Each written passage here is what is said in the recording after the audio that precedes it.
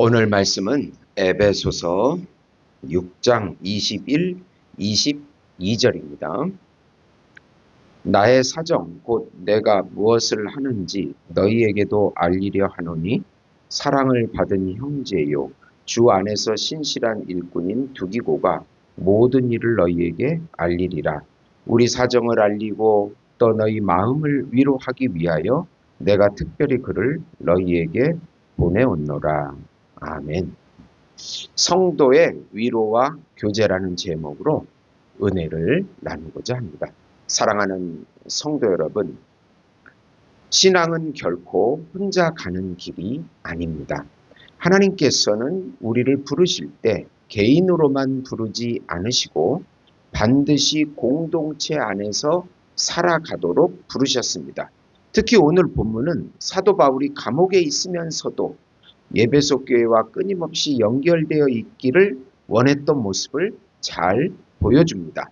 그는 두기고를 보내서 자신의 상황을 알리고 동시에 교회가 위로를 받게 하려 했습니다. 여기서 우리가 중요한 진리를 발견합니다.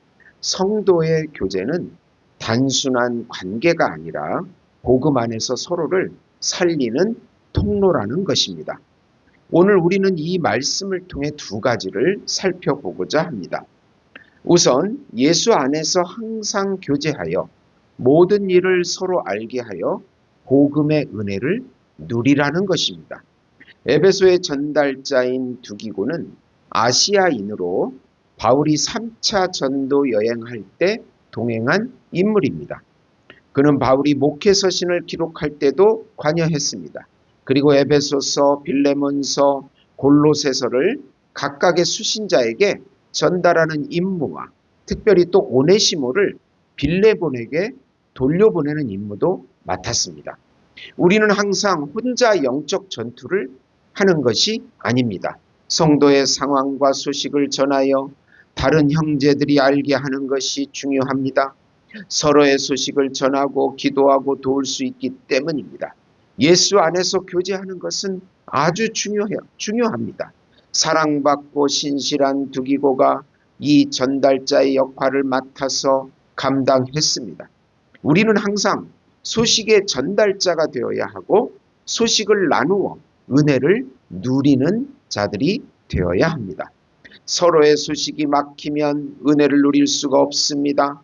하나님의 나라는 먹고 마시는 것이 아니요 의와 평강과 희락이라고 말했습니다. 예수님의 의, 예수님의 공로, 예수님의 평강, 예수님의 희락을 교제하면서 누리는 나라가 바로 하나님의 나라입니다. 이 은혜가 막히면 우리는 영적으로 약해지거나 탈진하게 되는 것입니다.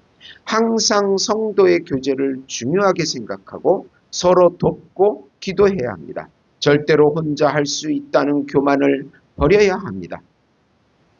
바울은 말합니다. 좀 구체적으로 살펴보면 내가 무엇을 하는지를 너희에게 알게 하려 한다. 이 말은 단순한 소식 전달이 아닙니다. 이것은 영적인 연결입니다. 교제는 함께 아는 것입니다. 성도의 교제는 서로의 삶을 공유하는 것입니다. 기쁨을 나누고 어려움을 나누고 기도를 나누는 것입니다. 사도행전 2장 44절은 이렇게 말합니다.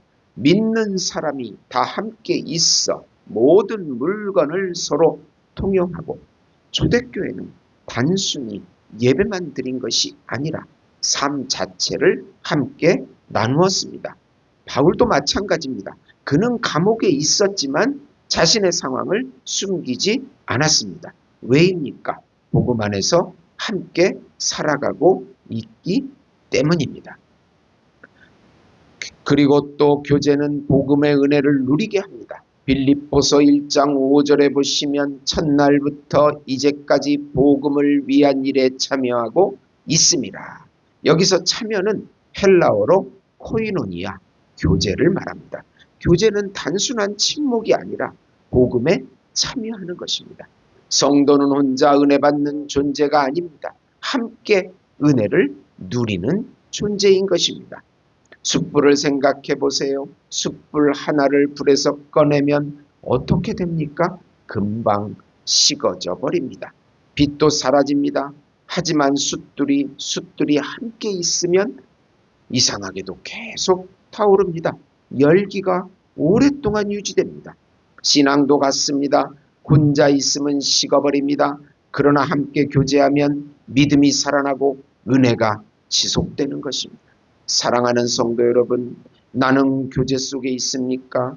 나의 삶을 나누고 있습니까? 복음을 함께 누리고 있습니까? 교제를 끊으면 은혜도 약해집니다. 교제를 붙들면 은혜는 깊어지는 것입니다. 두 번째로 예수 안에서 교제할 때 깊은 위로와 안식과 일치를 누리게 됩니다. 에베소서는 AD 62년경 바울이 로마 감옥에 감금되었을 때 쓴 옥중 서신입니다. 바울은 감옥에 갇혀 있는 급박한 상황에서 에베소 교회 분열을 염려하였습니다. 교인들이 믿고 있던 바울이 옥에서 죽게 된 상황 때문입니다. 그래서 바울은 그리스도를 중심한 유기체적 교회 안에서의 성도의 일치와 연합의 중요성을 강조했습니다. 제가 기독교 강요방을 운영하면서 선교사님의 소식을 많이 전달합니다. 볼리비아, 러시아, 그리스, 남아공 등 일본까지 선교사님의 소식을 전하며 기도 요청을 합니다. 그리고 후원도 합니다. 회원들은 이 소식을 듣고 상황을 알게 되고 기도를 같이 합니다. 서로가 깊은 위로와 안식, 일치를 얻게 됩니다. 마귀는 항상 분열을 일삼습니다. 서로를 분열시켜 연합과 일치를 깨고 복음의 위로를 얻지 못하게 합니다. 우리가 혼자 사역하고 있다면 위험한 상황입니다. 지금은 핸드폰만 보고 개인주의적인 신앙생활이 강해졌습니다. 우리는 소식을 전하며 위로와 일치의 은혜를 누려야 합니다. 복음의 능력은 예수 안에서 하나 될 때 강하게 역사하기 때문입니다. 혼자라는 생각을 버리고 자기 소식도 알리고 다른 형제의 소식을 응답하며 서로 교제해야 합니다. 그럴 때 사단은 우리를 넘보지 못하게 됩니다. 예수님의 은혜가 항상 넘치시기를 예수님의 이름으로 축원드립니다. 좀 더 우리가 이 부분을 구체적으로 살펴보면 바울은 두기고를 보낸 또 다른 이유를 말합니다. 너희 마음을 위로하게 하기 위하여. 여기서 우리는 교제의 두 번째 목적을 봅니다. 교제는 위로를 주기 위한 것입니다. 제가 요즘 너무 힘들어서 공황장애가 왔습니다. 가슴도 떨리고 집중도 안 되고 이런 현상들을 처음 겪게 되었는데 제가 많이 알렸습니다. 저와 관계된 모든 사람들에게 알리고 이것이 무엇인가, 어떻게 치료해야 하는가 기도 요청을 하고 소식을 전달했을 때 많은 기도의 위로가 저에게 전달되었습니다. 교제는 위로의 통로입니다. 고린도후서 1장 4절에 보시면 우리는 모든 환난 중에서 우리를 위로하사 우리로 하여금 하나님께 받은 위로로서 모든 환난 중에 있는 자들을 능히 위로하게 하시는 이시로다. 하나님께 받은 위로는 사람을 통해 흘러갑니다. 바울은 감옥에 있지만 오히려 에베소 교회를 위로하고 있습니다. 이것이 복음의 능력입니다. 또 교제는 안식을 줍니다. 사람은 관계 속에서 지칩니다. 하지만 복음 안의 관계는 다릅니다. 마태복음 11장 28절에 보시면 수고하고 무거운 짐진 자들아 다 내게로 오라. 내가 너희를 쉬게 하리라. 예수 안에서의 교제는 서로를 정죄하는 관계가 아니라 서로를 쉬게 하는 관계입니다. 또 교제는 일치를 이루게 합니다. 에베소서 4장 3절에 보시면 평안에 매는 줄로 성령이 하나 되게 하신 것을 힘써 지키라. 성도의 교제는 단순한 친분이 아니라 성령 안에서의 하나됨입니다.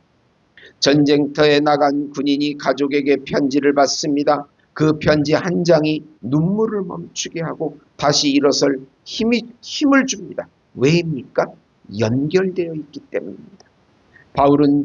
바울에게 두기고는 그런 존재였습니다. 그리고 에베소 교회에서도 두기고는 위로의 통로였습니다. 사랑하는 성도 여러분, 우리는 이런 질문을 해야 합니다. 나는 누군가에게 위로의 통로인가? 아니면 고립된 신앙인가? 교제는 선택이 아니라 필수입니다. 위로는 교제 속에서만 흐릅니다.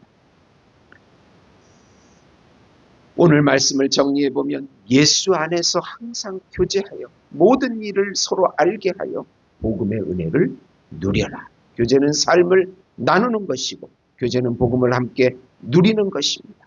그리고 예수 안에서 교제할 때 깊은 위로와 안식과 일치를 누리게 됩니다. 교제는 위로를 줍니다. 교제는 안식을 줍니다. 교제는 하나됨을 이룹니다. 사랑하는 성도 여러분, 오늘 우리는 관계가 끊어지기 쉬운 시대에 살고 있습니다. 혼자 신앙생활하려고 하고 마음을 닫고 교제를 부담스러워합니다. 그러나 성경은 분명히 말합니다. 교제 없이는 신앙도 없다. 오늘부터 우리는 더 결단해야 합니다. 교회 안에서 더 깊이 연결돼야 하고 형제자매끼리 서로 더 연락하고 삶을 나누어야 하는 것입니다. 그리고 서로를 위해서 기도해 줄 때 우리가 영적으로 살아나게 되고 복음의 능력이 나타나게 되고 복음의 열매가 나타나게 되는 것입니다. 무엇보다도 중요한 것은 어려울 때 우리가 헤쳐나갈 수 있는 힘과 용기와 능력을 교제 가운데 얻는다는 사실입니다. 사랑하는 성도 여러분, 우리의 신앙을 다시 한번 점검해 보시고 우리 형제 자매들을 귀하게 생각하시고 연락하고 안부를 묻고 서로 교회를 세우고 선교를 하고 전도를 해 나가시는 우리 예수목장교회 성도 여러분이 되시기를 예수님의 이름으로 축원드립니다. 하나님 아버지 감사합니다. 더욱 교제하게 해주시옵소서. 어려울수록 더 나누게 해주시고 삶을 나누게 해주시고 교제하게 하시고 복음의 능력을 누리게 주시옵소서. 마귀가 우리를 분열시키고 개인주의 신앙으로 만들어서 예수님을 불신하게 만든다는 것을 잘 깨닫게 해주시옵소서. 하나님 아버지, 나라를 불쌍히 여겨주시고 우리 교회를 불쌍히 여겨주시고 남아공 예수 목장교회도 함께 세워주시고 많은 영혼들을 보내주시옵소서. 예수님의 이름으로 기도드립니다. 아멘.